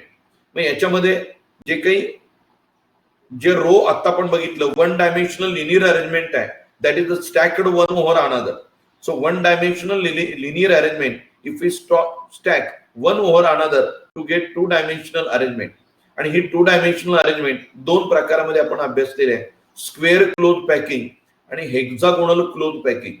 Square close packing आणि हेक्सागोनल क्लोज पॅकिंग म्हणजेच प्रत्येक स्पियर जो काय असेल तो 4 अन्य स्पियरने त्या ठिकाणी सराउंड केलेला आहे. कोऑर्डिनेशन नंबर 4 इतका आहे. आणि हेक्सागोनल क्लोज पॅकिंग मध्ये प्रत्येक स्पियर हा 6 नेबरिंग स्पियरनी सराउंड केलेला आहे. त्यामुळे त्याला आपण हेक्सागोनल क्लोज पॅकिंग असं त्या ठिकाणी म्हटलेलं आहे. तर या पद्धतीने हे दोन लिनियर टू डायमेन्शनल अरेंजमेंट मध्ये हे दोन प्रकार आपण त्या ठिकाणी बघितलेत. त्याच्यानंतर तिसरा प्रकार आहे close packing in 3 dimension. Close packing in 3 dimension याच्यामध्येही जे काही 2 डायमेन्शनल अरेंजमेंट आहे that is stacked one over another. So if we stack 1 dimensional arrangement one over another to get 3 dimensional arrangement. पण हे स्टॅकिंग करत असताना आपल्याकडे दोन पद्धती आहेत. मग त्याच्यामध्ये if we place sphere of one layer over another, एका लेअर मधले स्पियर दुसऱ्या लेअरच्या स्पियर वरती जर ठेवले असतील तर पहिला प्रकार आपल्याला मिळतोय स्क्वेअर क्लोज पॅकिंग, म्हणजे सिंपल क्युबिक युनिट सेल या पद्धतीने आपल्याला त्या ठिकाणी मिळते. आणि जर हे stacking if we arrange this layer in such a way that spears of one layer are packed into the trough or जे काही ग्रूज म्हणतोय त्या ग्रूज मध्ये किंवा ट्रफ मध्ये जर पॅकिंग होत असेल तर त्याला आपण क्लोजेस्ट पॅकिंग म्हणतोय. आणि यालाच आपण हेक्सागोनल क्लोज पॅकिंग असं म्हटलंय की जे तुम्हाला बीसीसी मध्ये आणि एफसीसी मध्ये तुम्हाला त्या ठिकाणी दिसून येतं. तर या पद्धतीनं क्लोज पॅकिंग 2 डायमेन्शन आणि क्लोज पॅकिंग इन 3 डायमेन्शनल आपण त्या ठिकाणी बघितलंय. त्यापैकी जे मगाशी आपण सांगितलं स्क्वेअर क्लोज पॅकिंग याच्यामध्ये काय दिसून येत आहे तर spheres of the second row are placed exactly above the spheres of the first row. दुसऱ्या रो मधले स्पियर हे पहिल्या रो मधल्या स्पियर वरती ठेवलेले आहेत. So all these spheres all these crest all these troughs are aligned. सगळ्या crest सगळ्या ट्रफ सगळे स्पियर हे अलाइन्ड असणार आहेत vertically as well as horizontally. Vertically आणि हॉरिझॉन्टली हे सगळे अलाइन्ड असणार आहेत. या प्रकाराला आपण नाव दिलंय ए टाइप अरेंजमेंट आणि याच्यामध्ये कोऑर्डिनेशन नंबर असेल 4. तर या पद्धतीने हे square close packing in 2 dimensional.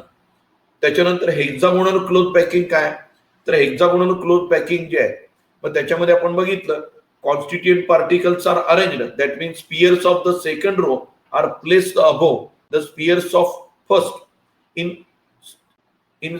staggered manner याचा अर्थ काय in such a way that its sphere fit into the depression or trough of the first row.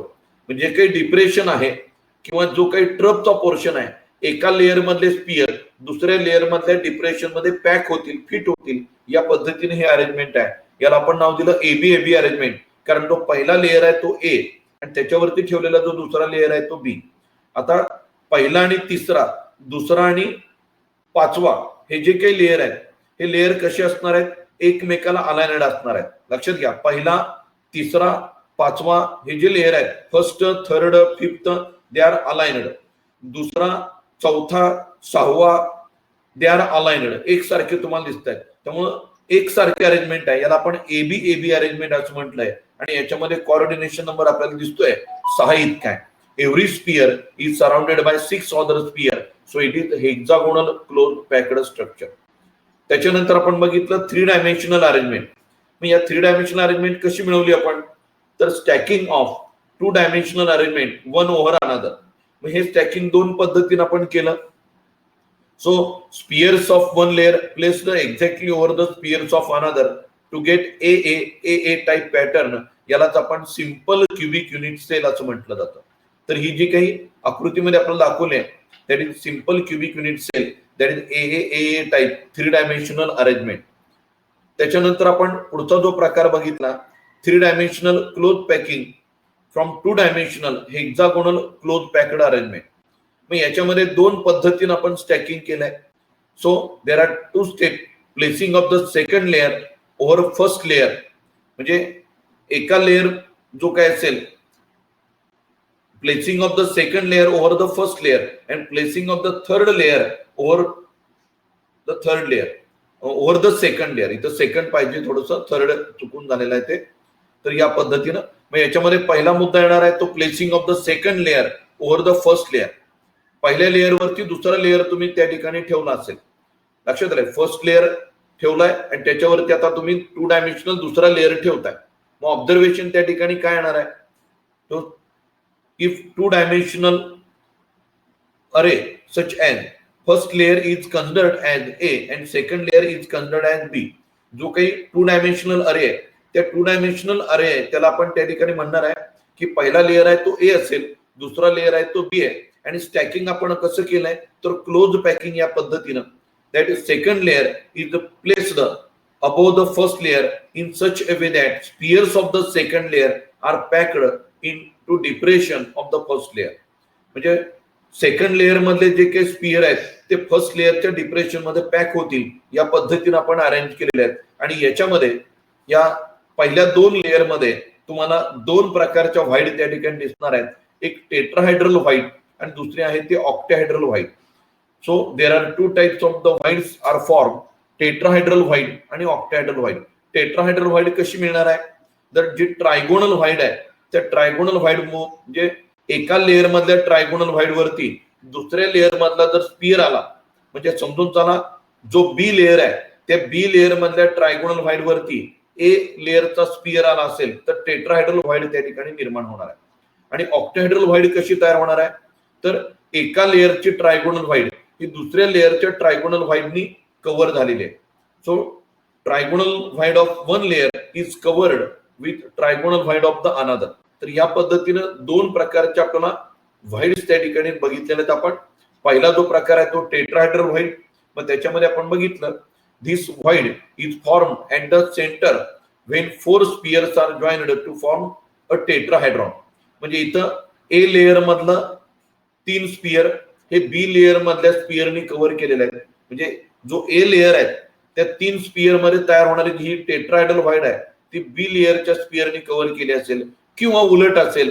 B layer मधले जे 3 स्पियर आहेत त्यांच्यामध्ये तयार होणारी जी काही ट्रायगोनल व्हाईट आहे ती ट्रायगोनल व्हाईट ए लेअरच्या स्पियरनी कव्हर केली असेल. आणि या पद्धतीने आपल्याला हा जो शेप आहे किंवा मध्ये निर्माण होणारी जी काही व्हाईट आहे त्याचा शेप आहे तो टेट्राहायड्रल होल त्या ठिकाणी क्रिएट होईल. आणि जो जॉमेट्रिकल शेप आहे याचा एकूण 4 स्पियर असणार आहेत त्याला आपण टेट्राहायड्रल व्हाईट असं म्हणणार आहे.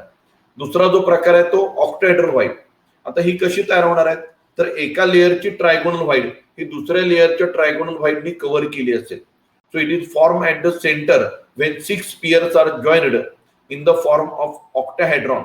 6 स्पियर भाग घेणार आहेत आणि हे ऑक्टाहायड्रॉन मध्ये या ठिकाणी जर आपण जोडले तर या पद्धतीनं आपल्याला ऑक्टाहायड्रल शेप मिळेल. आणि त्याच्यामध्ये निर्माण होणारी जी व्हाईट आहे ती ऑक्टाहायड्रल व्हाईट असणार आहे. सो हा जर आपण ए लेअर म्हटला असेल हा बी लेअर असेल तर ए लेअर मधली ट्रायगोनल व्हाईट ही बी लेअर मधली ट्रायगोनल व्हाईट ही ए लेअर मधल्या ट्रायगोनल व्हाईटनी कव्हर केली असेल किंवा उलट असेल ए लेअर मधली ट्रायगोनल व्हाईट ही बी लेअरच्या ट्रायगोनल व्हाईटनी कव्हर केली असेल तर त्या ठिकाणी तयार होणारी जी व्हाईट आहे ती ऑक्टाहायड्रल व्हाईट आहे. आणि या पद्धतीने आपल्याला जो शेप मिळणार आहे तो या पद्धतीनं ऑक्टाहायड्रल व्हाईटचा शेप या पद्धतीने आपल्याला मिळून जाईल.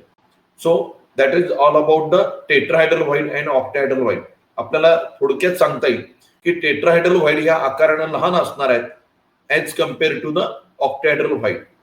आता placing of the third layer, पहिला 2 layer, placing of the third layer over second layer. तिसरा लेअर आपण ठेवतोय कशावरती पहिल्या 2 लेअर वरती आता आपण तिसरा लेअर ठेवतोय. आता तिसरा लेअर ठेवत असताना तो कुठे ठेवणार आहे whether it is placed over tetrahedral white और ऑक्टाहायड्रल व्हाईट. आपल्याला माहिती आहे की पहिल्या 2 थरामध्ये जर ट्रायगोनल व्हाईट वरती जर trigonal void of one layer is covered by sphere of another तिथं टेट्राहायड्रल व्हाईट तयार होणार आहे. तर त्या टेट्राहायड्रल व्हाईट वरती आपण तिसरा लेअर ठेवणार आहे, तिसऱ्या लेअर मधला स्पियर ठेवणार आहे का ऑक्टाहायड्रल व्हाईट वरती तिसऱ्या लेअर मधला स्पियर ठेवणार आहे. त्याच्यानुसार 2 अरेंजमेंट आपल्याला त्या ठिकाणी मिळत आहेत. पैकी पहिली अरेंजमेंट आहे ती एबी अरेंजमेंट. आता ही एबी अरेंजमेंट कधी मिळणार आहे that tetrahedral white of the second layer may be covered by the spear of the third layer. जर टेट्राहायड्रल व्हाईट दुसऱ्या लेअर मध्ये तयार झालेली जी टेट्राहायड्रल व्हाईट आहे ती तिसऱ्या लेअर मधल्या स्पियर मध्ये कव्हर केली असेल तर त्या पॅटर्नला एबी पॅटर्न असं म्हणतोय. That is 3 dimensional structure. It is called as hexagonal close packed structure. HCP hexagonal close packed structure तुम्हाला मिळतं. इथं कोऑर्डिनेशन नंबर आहे 12 आणि याचे एक्झाम्पल्स आहेत मॅग्नेशियम आणि झिंक. आणि दुसरा जो प्रकार आहे की ज्या दुसऱ्या प्रकारामध्ये आपण काय करणार आहे तर जो थर्ड लेअर मधला स्पियर आहे तो ऑक्टाहायड्रल मध्ये ठेवणार आहे. बघा आता आपण जो अभ्यासलाय तो काय तिसऱ्या लेअर मधला स्पियर हा टेट्राहायड्रल व्हाईड वरती जर ठेवला तर तुम्हाला स्ट्रक्चर या पद्धतीने दिसणार आहे. तर हा जो लेअर ए आहे, या लेअर आणि बी लेअर या दोन्हीमध्ये टेट्राहायड्रल व्हाईड तयार झाले आहे आणि त्या टेट्राहायड्रल व्हाईड वरती तिसऱ्या लेअर मधला स्पियर आपण त्या ठिकाणी ठेवलाय. तर आपलं ऑब्झर्वेशन असेल पहिला लेअर आणि तिसरा लेअर आर अलाइन्ड आणि दुसरा आणि चौथा हे अलाइन्ड असणार आहेत आणि त्यामुळे आपल्याला जो शेप मिळणार आहे तो या पद्धतीने हेक्सागोनल शेप मिळेल. कोऑर्डिनेशन नंबर असणार आहे 12. त्याच्यानंतर spheres of the third layer are placed over octahedral void. So octahedral voids of the second layer are covered by spheres of the third layer. तिसऱ्या लेअर मधला जो स्पियर आहे तो दुसऱ्या लेअर मध्ये तयार होणाऱ्या ऑक्टाहेड्रल व्हाईड वरती जर ठेवला तर जी अरेंजमेंट मिळते त्याला आपण एबीसी अरेंजमेंट असं म्हटलंय. And that is cubic close packed arrangement. ती क्युबिक क्लोज पॅक्ड अरेंजमेंट म्हणता येईल किंवा त्याला आपण एफसीसी म्हणतोय की ज्याच्यामध्ये कोऑर्डिनेशन नंबर 12 इतका असेल आणि एक्झाम्पल देता येईल कॉपर आणि silver. So that all about the packing in the solid. मग याच्यामध्ये आपण बघितलं हा लेअर ए आहे, बरोबर आहे, हा लेअर बी आहे, हा लेअर सी आहे, परत लेअर येणार आहे तो ए. इथं पहिला आणि तिसरा लेअर हा काय असेल अलाइनड असणार आहे. इथे दिसते आपल्याला जी काही ऑक्टाहेड्रल व्हाईड तयार झाले आहेत त्या ऑक्टाहेड्रल व्हाईड वरती तिसऱ्या लेअर मधला स्पियर त्या ठिकाणी ठेवला जाईल. इथं स्पियर्स ऑफ द म्हणजे इथं बी आहे, इथं सी आहे. या बी आणि सी मध्ये इथं जी व्हाईड तयार होणार आहे ती कुठली आहे, ऑक्टाहेड्रल व्हाईड आहे.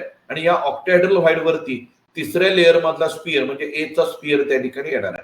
आणि या पद्धतीनं आपल्याला जी अरेंजमेंट मिळणार आहे ती एबीसी अरेंजमेंट आणि ती FCC cubic close packed arrangement या पद्धतीनं असेल. So again hexagonal close packing or cubic close packing arrangement, the octahedral and tetrahedral whites are present. Octahedral and tetrahedral whites आहेत. आता त्यांची संख्या आपल्याला बघायची. Number of octahedral white present in lattice is equal to the number of close packed particle. म्हणजे number of sphere equal to octahedral white. जेवढे स्पियर्स असतात तेवढे octahedral whites असणार आहेत आणि जेवढे स्पियर्स आहेत लक्षात घ्या त्याच्या दुप्पट टेट्राहायड्रल व्हाईड्स असणार आहे. म्हणजे जर स्पियरची संख्या आपण एन इतकी मांडली, if the number of sphere or number of particles are N, then number of octahedral voids equal to N and number of tetrahedral voids equal to twice of N. या पद्धतीने आपल्याला सांगता येईल. पॅकिंग इफिशियन्सी, जी काही packing efficiency आपण calculate केली आहे that packing efficiency is nothing but the percentage of total space occupied by the constituent particle. मग याच्यामध्ये पॅकिंग इफिशियन्सी काढत असताना आपण फॉर्म्युला वापरलाय that packing efficiency is equal to volume occupied by the sphere into 100 divided by total volume of the unit cell. मग त्याच्यामध्ये आपण observation घेतलं सिंपल क्युबिक युनिट सेलची पॅकिंग इफिशियन्सी आहे 52.4, बॉडी सेंटर्ड क्युबिक युनिट सेलचे 68%, तर face centred cubic unit सेलचे आहे 74%. So this is all about the packing efficiency. त्याच्यानंतर आपण एक मुद्दा बघितला रेडियस रेशो रूल. आयोनिक सॉलिडच्या बाबतीमध्ये महत्वाचा आहे तो रेडियस रेशो रूल.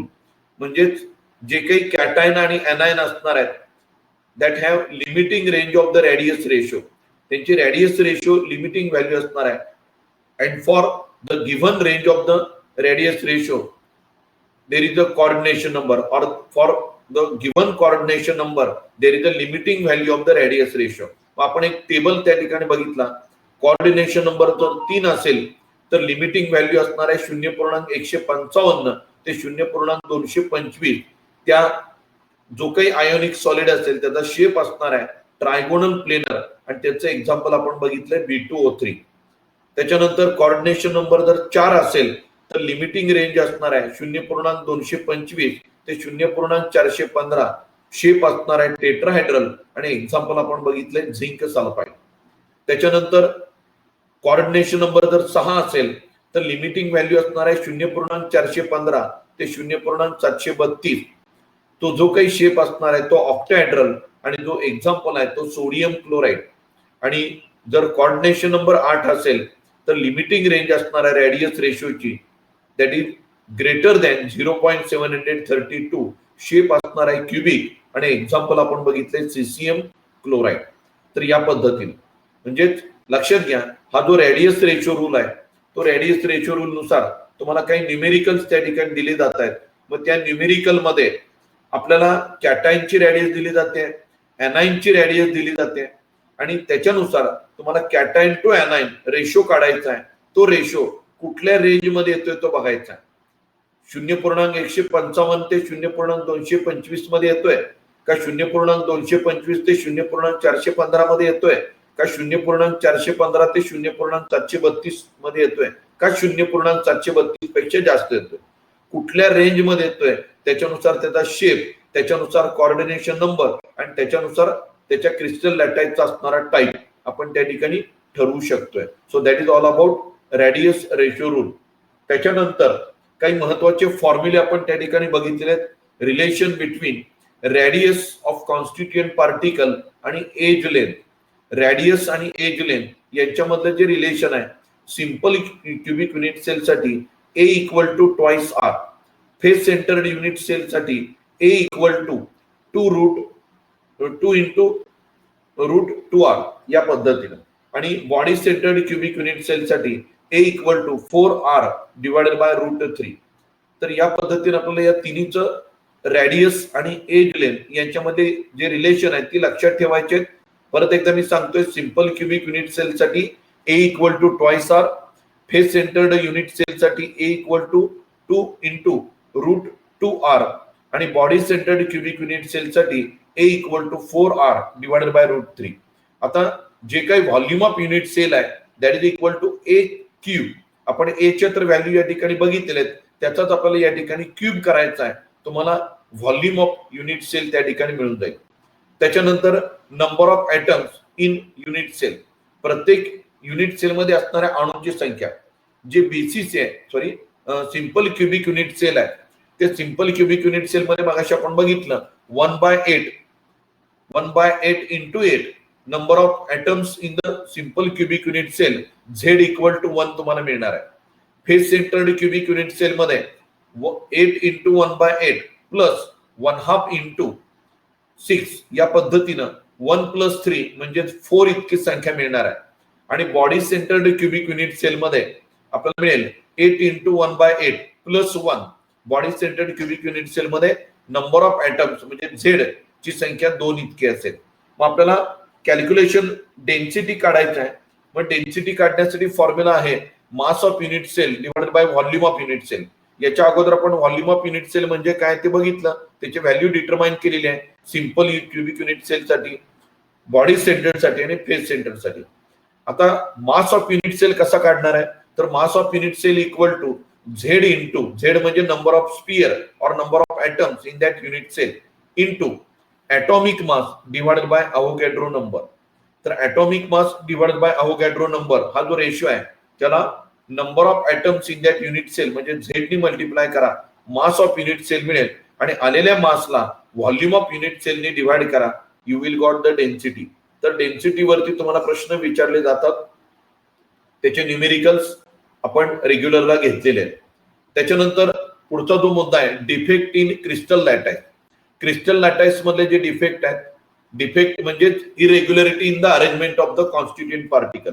आपल्याला माहित आहे क्रिस्टल लॅटाईस मध्ये रेग्युलर अरेंजमेंट आहे, पण कुठेतरी काहीतरी डिसऑर्डर किंवा कुठेतरी इरेग्युलरिटी डेव्हलप होते, त्याला आपण डिफेक्ट असं आपण म्हणतोय.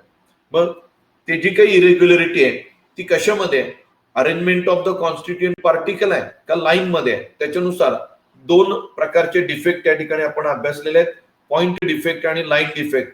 पॉइंट डिफेक्ट म्हणजे काय असेल तर irregularity or deviation from ideal arrangement around a point or an atom in the crystal lattice. म्हणजे कॉन्स्टिट्युएंट पार्टिकलच्या अरेंजमेंट मध्ये जर इरेग्युलरिटी आढळली तर त्याला पॉइंट डिफेक्ट असं म्हणणार आहे. आणि लाईन डिफेक्ट कशाला म्हणणार आहे, तर irregularity or the deviation from ideal arrangement of the entire row. जर एखादी पूर्णपणे रोजच्या अरेंजमेंट मध्ये जर डिफेक्ट असेल तर त्याला आपण लाईन डिफेक्ट असं म्हणणार आहे. So irregularity in the arrangement of entire row in that crystal lattice that is referred as a line defect. आपल्या स्टडीसाठी फक्त पॉइंट डिफेक्ट आहे. मग पॉइंट डिफेक्टचे 2 मुख्य प्रकार आहेत. एक स्टायचियोमेट्रिक डिफेक्ट, त्याला इंट्रिन्सिक किंवा थर्मोडायनेमिक डिफेक्ट म्हटलं जातं. दुसरा आहे तो नॉन स्टायच्योमेट्रिक डिफेक्ट आणि तिसरा आहे तो इम्प्युरिटी डिफेक्ट. स्टायच्योमेट्रिक किंवा इंट्रिन्सिक डिफेक्ट याच्यामध्ये काय, so point defect that do not disturb the stoichiometry, म्हणजे जे काही प्रपोर्शन आहे कॅटायन टू एनायन हे प्रपोर्शन डिस्टर्ब केलं जात नाही. त्या क्रिस्टल लॅटाइट्स मधले जे कॅटायन टू एनायन आहे ते प्रपोर्शन डिस्टर्ब न करता, म्हणजे स्टायच्योमेट्री डिस्टर्ब न करता जो डिफेक्ट असतो त्याला आपण स्टायच्योमेट्रिक डिफेक्ट, इंट्रिन्सिक डिफेक्ट किंवा थर्मोडायनॅमिक डिफेक्ट असंही म्हटलं जातं. आणि नॉन स्टायच्योमेट्रिक डिफेक्ट याच्यामध्ये काय होणार आहे, दॅट प्रपोर्शन म्हणजे कॅटायन टू एनायन जे प्रपोर्शन आहे ते डिस्टर्ब होणार आहे. म्हणजे एकतर कॅटायनची संख्या जास्त असेल किंवा कॅटायनची संख्या कमी असेल, त्यांचं जे काही प्रॉपर प्रपोर्शन आहे ते प्रॉपर प्रपोर्शन स्टायच्योमेट्री जे आहे ते मेंटेन राहणार नाही. आणि स्टायच्योमेट्रीमध्ये डिस्टर्बन्स आल्यामुळं, डेव्हिएशन आल्यामुळं नॉन स्टायच्योमेट्रिक डिफेक्ट त्या ठिकाणी डेव्हलप होत आहेत. सो पॉइंट डिफेक्ट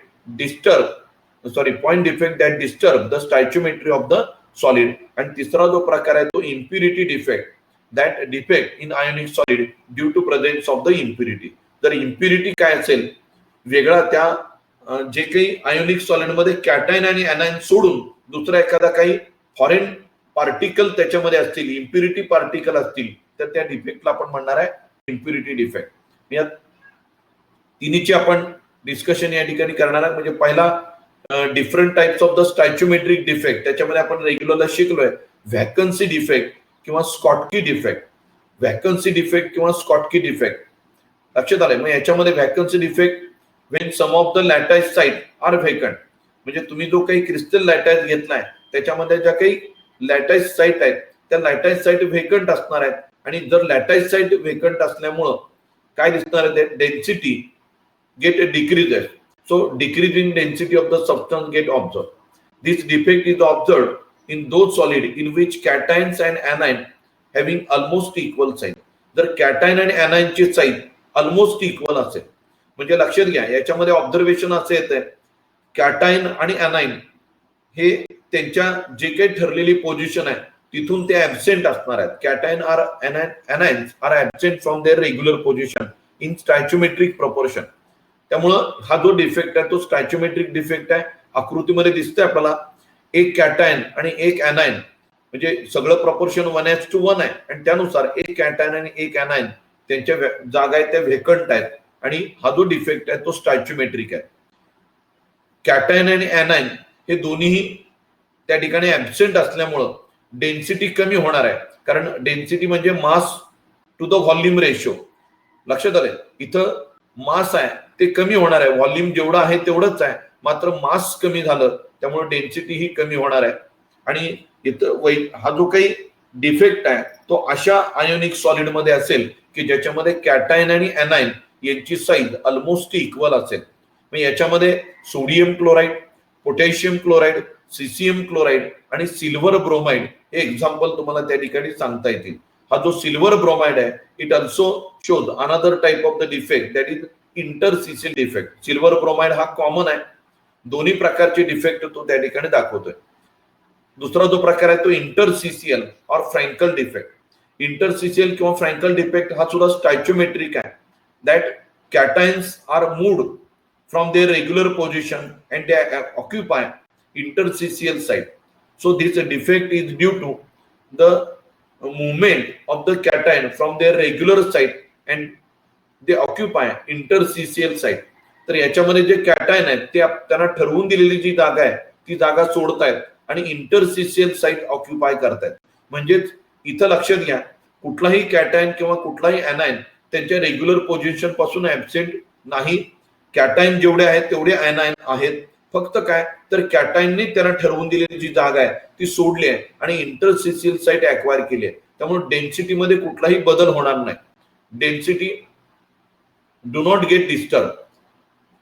फार तर अगदी तुम्हाला इथे दिसून येईल जी काही कॅटायननी त्यांच्यामध्ये जी काही थोडीशी जी काही जागा आहे म्हणजे जी काही त्यांची रेग्युलर पोझिशन आहे ती त्या ठिकाणी सोडलेली आहे आणि रेग्युलर पोझिशन सोडल्यामुळं इंटरसिसियल साईटला आल्यामुळं थोडीफार काही ठिकाणी डेन्सिटी वाढल्याप्रमाणे दिसेल, काही ठिकाणी डेन्सिटी कमी झाली असेल. अगदी नेट डेन्सिटीचा विचार केला तर no change at all. Net density मात्र काय असेल झिरो असणार आहे. मात्र ज्या ठिकाणी कॅटायन इंटरसिशियल साईटला आलाय तिथं थोडीफार डेन्सिटी वाढल्याचं चित्र तुम्हाला त्या ठिकाणी दिसून येईल. So defect result in the increase in density of the substance. Density वाढलेली तुम्हाला त्या ठिकाणी दिसून येईल. Again this defect is observed in those solid size of the cation is relatively small and that can fit into the interstitial space. म्हणजे जो काही cation आहे तो कॅटायन आकाराने लहान आहे आणि तो लहान असणारा कॅटायन इंटरस्टिशियल साइट सहज अक्वायर करू शकतो. तर इथं silver chloride, zinc sulphide, silver bromide, silver iodide, so these are the examples of the interstitial or Frenkel defect. तर या पद्धतीने आपल्याला आकृतीमध्ये दाखवलंय की cations moved from its regular position and it occupy interstitial site. त्याच्यानंतर दुसरा जो प्रकार आहे तो नॉन स्टायचोमेट्रिक डिफेक्ट. हा मात्र आपल्या बोर्डला किंवा रेग्युलर साठी स्टडीला नव्हता, पण नीटला जेईला याच्यावरती प्रश्न विचारले जात आहेत.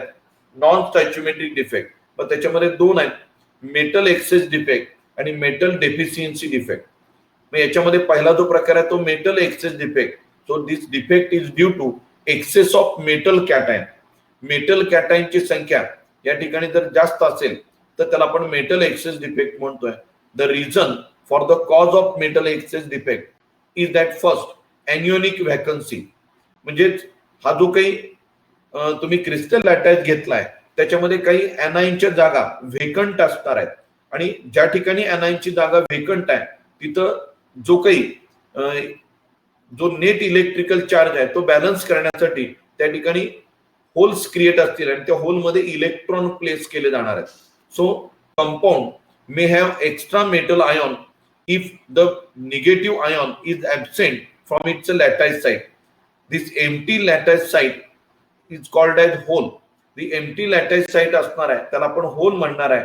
To maintain electrical neutrality this site is occupied by the electron. The hole occupied by an electron is called as F centre. त्याला आपण फॉर्बिझन सेंटर असं त्या ठिकाणी म्हटलं जातं. तर फॉर्बिन झेड सेंटर या पद्धतीने म्हटलं जात आहे, त्याला एफ सेंटर असं म्हटलं जातं. आणि हे जे एफ सेंटर आहेत these are responsible for the colour of the compound. तर बऱ्याच ठिकाणी तुम्हाला या एफ सेंटर वरती प्रश्न विचारलाय. हे एफ सेंटर काय आहे आणि एखादं क्रिस्टल लॅटाईस जर कलर्ड असेल तर तो कलर्ड काय, तर तो colour of that crystal lattice is due to F centre. तर त्या जे काही एनियोनिक व्हॅकन्सी आहे त्या anionic vacancy to maintain electrical neutrality it is occupied by an electron आणि त्या सेंटरला आपण म्हणणार आहे एफ सेंटर. शिवाय दुसरा जो प्रकार आहे प्रेझेन्स ऑफ एक्स्ट्रा कॅटायन. म्हणजे एनाइन जे काही सगळे आहेत पण जादाचा कॅटायन त्याच्यामध्ये प्रेझेंट असेल because of presence of extra cation in that crystal lattice at the interstitial site. So such type of the metal excess defect is occur. So a compound is said to have extra cation if cation is present at the interstitial site and an electron to maintain electrical neutrality an electron is present in the interstitial site. म्हणजे cation सुद्धा interstitial साइटला जादाचा cation आहे तो interstitial साइटला आहे आणि electrical neutrality balance करण्यासाठी जादाचा जो इलेक्ट्रॉन आहे तोही इंटरस्टिशियल साइटला असणार आहे. Net crystal lattice electrically neutral असणार आहे. मात्र मेटल कॅटायन त्यांची संख्या एनाइनच्या तुलनेमध्ये जास्त असेल म्हणून त्याला आपण मेटल एक्सेस डिफेक्ट असं आपण म्हणतोय. इथं आपल्याला चित्र दाखवलेलं आहे मेटल एक्सेस डिफेक्टचं. पुढचा जो प्रकार आहे तो मेटल डेफिशियन्सी डिफेक्ट. तर मेटल डेफिशियन्सी डिफेक्ट काय, तर because of the absence of the metal ion. Metal ion absent आहे आणि मेटल आयॉन ऍब्सेंट असल्यामुळं त्यांच्या रेग्युलर पोझिशन पासून ते ऍब्सेंट असल्यामुळं हा मेटल डेफिशियन्सी डिफेक्ट त्या ठिकाणी दिसून येतोय. To maintain electrical neutrality adjacent ion having higher positive charge. म्हणजेच सगळे कॅटायन जर युनिट पॉझिटिव्ह चार्जचे असतील आणि समजून चला एखादा कॅटायन त्याच्या रेग्युलर पोझिशन पासून जर ऍब्सेंट असेल तर त्याच्यामध्ये त्याचा नेबरिंग कॅटायन एक असा असणार आहे की ज्याच्यावरती डाय पॉझिटिव्ह चार्ज असणार आहे. तर हायर पॉझिटिव्ह चार्जचा कॅटायन त्याच्या शेजारी असेल एकूण इलेक्ट्रिकल न्यूट्रलिटी त्या क्रिस्टल लॅटाईस मध्ये मेंटेन केली जाईल. So electrical neutrality maintained by adjacent ion having higher positive charge. तर याला म्हटलं जातं मेटल डेफिशियन्सी डिफेक्ट. तर मेटल एक्सेस आणि मेटल डेफिशियन्सी डिफेक्ट हे दोन प्रकार आहेत. त्याच्यानंतर आपण कंडक्ट प्रॉपर्टीज मध्ये आपण कंडक्टिव्हिटी ही प्रॉपर्टी बघितली, कंडक्शन ऑफ इलेक्ट्रिसिटी. मग त्याच्यामध्ये 3 प्रकार आहेत, कंडक्टर, इन्सुलेटर आणि सेमी कंडक्टर. कंडक्टर जे आहेत त्यांची conductivity ranging between 10⁴ to 10⁷ ohm inverse metre inverse. इन्सुलेटरची कंडक्टिव्हिटी आपल्या व्हेरी लो असणार आहे and that is ranging between 10⁻² to 10⁻10 ohm inverse metre inverse. तर सेमी कंडक्टर आहेत, they have intermediate between these to.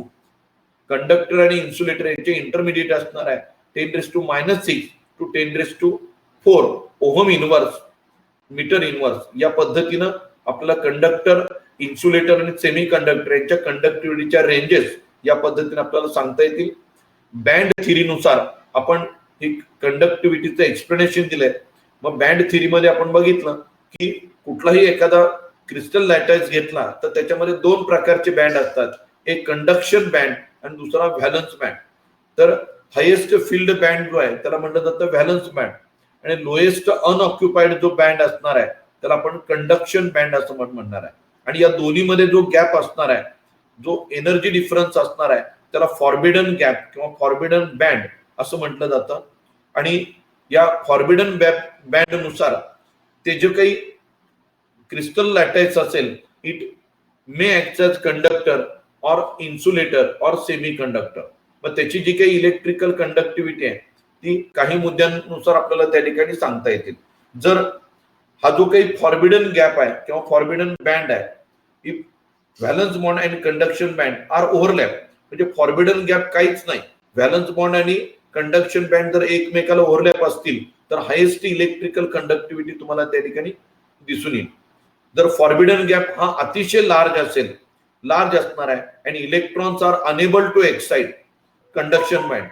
लक्षात आलं, व्हॅलन्स बँड मधून conduction band मध्ये इलेक्ट्रॉन येऊ शकत नसतील, हा गॅप मोठा असेल तर तो इन्सुलेटर असणार आहे. तर कंडक्टर मध्ये व्हॅलन्स बँड आणि कंडक्शन बँडचं ओव्हरलॅपिंग दिसून येईल. इन्सुलेटर मध्ये फॉरबिडन गॅप हा अतिशय मोठा असणार आहे.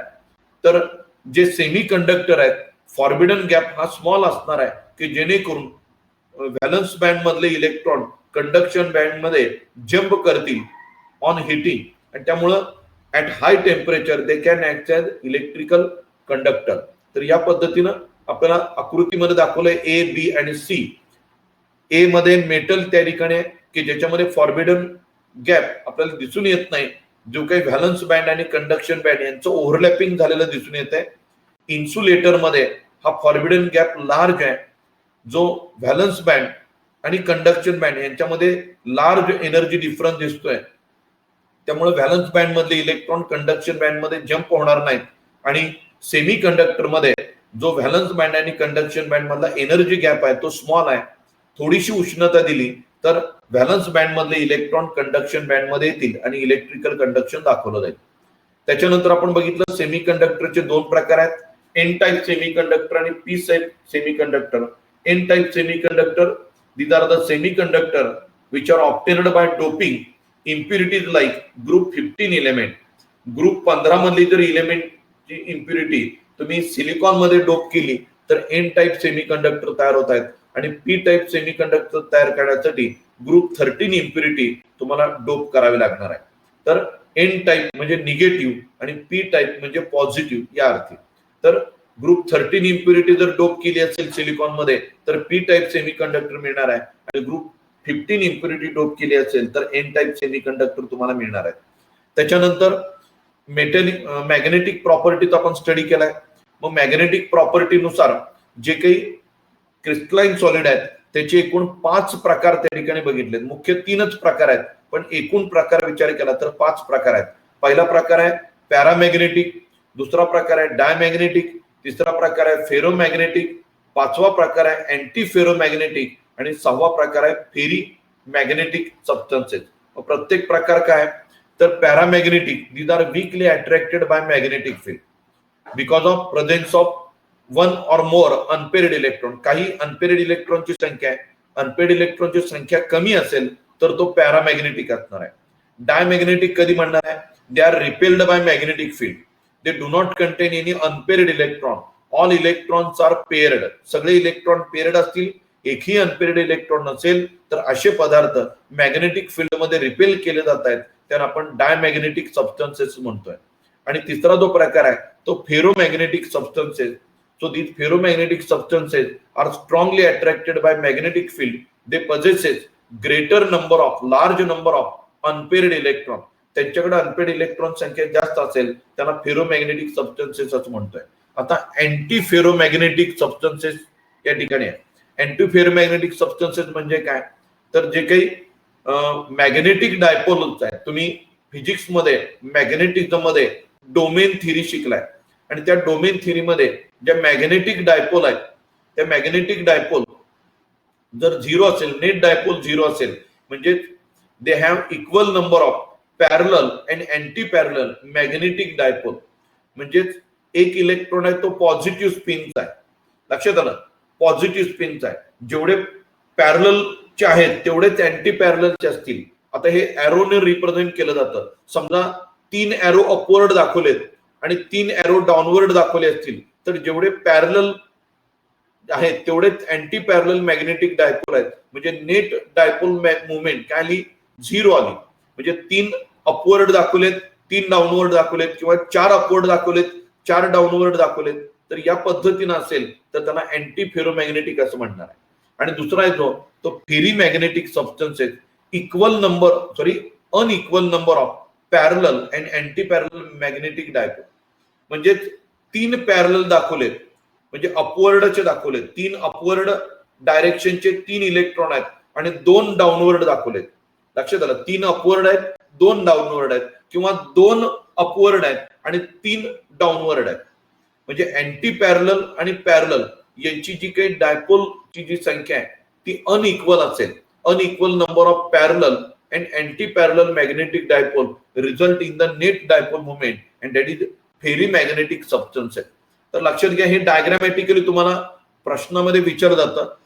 एक समजून चला 6 बॉक्स देतात. मग त्या 6 बॉक्समध्ये लक्षात घ्या, सगळेच्या सगळे इलेक्ट्रॉन जर पेअर्ड असतील, सगळेच्या सगळे इलेक्ट्रॉन पेअर्ड दाखवले, प्रत्येक बॉक्समध्ये एक पॉझिटिव्ह एक निगेटिव्ह, एक पॉझिटिव्ह एक निगेटिव्ह दाखवलं आणि सगळेच्या सगळे पेअर्ड असतील तर तो डायमॅग्नेटिक असणार आहे. 6 बॉक्स आहेत पैकी 2च बॉक्समध्ये पॉझिटिव्ह स्पिनचे अनपेअर्ड इलेक्ट्रॉन दाखवलेत, तो पॅरामॅग्नेटिक असणार आहे.